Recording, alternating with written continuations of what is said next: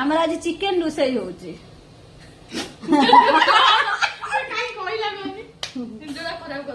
ଫୁଟିବ ବେଶୀ।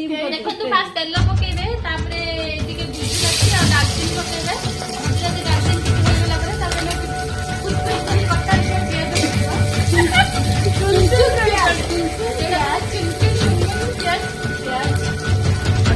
ତାପରେ ଟିକେ ପିଆଜକୁ ଗୋଳେଇ ନେବା ଭଲସେ ଗୋଳେଇ ଦବା। ହଁ ଏଇଟା ଠିକ। ହଁ ପିଆଜ ରେଡ ହବା ଯାଏ, ଟିକେ ବ୍ରାଉନ କଲର ଆସିବା ଯାଏ। ଆମର ନାଲି କଲର ନାଲି ଟିକେ ହେଲା ତାପରେ ଯଦି ଆପଣଙ୍କୁ ଲାଗୁଛି କଲର ଲଙ୍କାଗୁଣ୍ଡ ପକେଇଦେବେ। ହଁ ଯଦି ନାଲି ନ ହଉଛି କଲର ଲଙ୍କାଗୁଣ୍ଡ ପକେଇଦେବେ। ତାପରେ ଯଦି ଆହୁରି ନାଲି ଦରକାର ତାହେଲେ କଲର ଲଙ୍କାଗୁଣ୍ଡ କଲର କେବେ ବନ୍ଦ କରି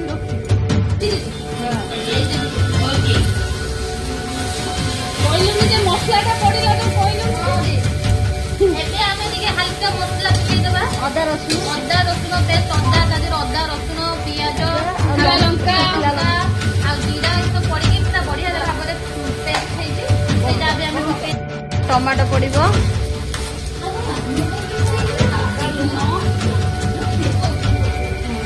ଟମାଟୋ ପରେ ହାଲକା ଲୁଣ ପକେଇଲେ, ସ୍ୱାଦ ଅନୁସାରେ ଲୁଣ ପକେଇବେ ଆପଣଙ୍କୁ ଯେତିକି ଦରକାର।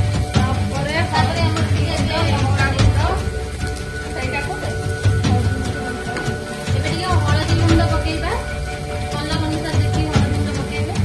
ତାପରେ ଟିକେ କଲର ଲଙ୍କାଗୁଣ୍ଡ, କାଶ୍ମୀର ଲଙ୍କାଗୁଣ୍ଡ ଟିକେ ପକେଇବେ, ଯୋଉଥିପାଇଁ କି ଆପଣଙ୍କ ତରକାରୀଟା ବଢିଆ କଲର ହବ।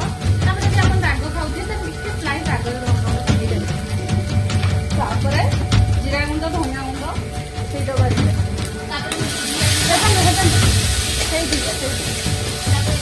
ହାଲକା ଭାବରେ ଧନିଆ ଗୁଣ୍ଡ ଟିକେ,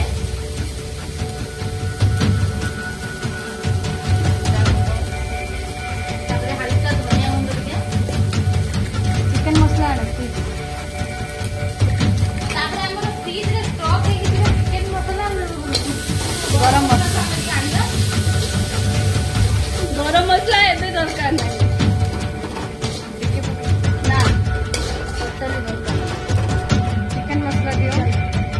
ଏବେ ଆମର ଦେଖନ୍ତୁ ଏ ମିଟ୍ ମସଲା ମସଲାଟା ଭେରି ଟେଷ୍ଟି ଲାଗିବ। ତମେ ଚିକେନ ମସଲାରେ ମିଟ୍ ମସଲାଟା ଭଲ ଲାଗେ, ତାର ଟେଷ୍ଟ ମୁଁ ସବୁବେଳେ ଇଏ କଷିବ। ଏବେ ଆମେ ଟିକେ ହାଲକା ପାଣି ଦେଇକି ମସଲାଟା ପୁରା ବଢିଆ ଭାବରେ କଷିବା। ଯେତେବେଳେ ମସଲାରେ ବଢିଆ ସୁନ୍ଦର ବାସ୍ନା ଆସିବ, ତାପରେ ଆମେ ନର୍ମାଲ ପ୍ରୋସିଜରକୁ ଯିବା। ମାନେ ଟିକେ ଚିକେନଟା ପକେଇଦବା ତା ଦେହରେ, ଯୋଉଥିରେ କି ଚିକେନଟା ଆମର ବଢିଆ କଷା ହବ। ତାପରେ ବଢିଆ ଝୋଲରେ ହବ। ଗରମ ପାଣିରେ କଷିଲେ ଆହୁରି ଟେଷ୍ଟ ହବ। ଦେଖନ୍ତୁ ଆମର କି ସୁନ୍ଦର ଭାବରେ ଚିକେନଟା ରେଡି ହେଇକି ଅଛି।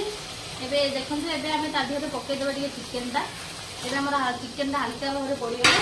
ତାପରେ ଏବେ ଟିକେ ହାଲକା ଭାବରେ ଧୀରେ ଧୀରେ କଷିବେ, ମାନେ କଢେଇ ଗଡି ପଡିବାର ସମ୍ଭାବନା ବି ଅଛି।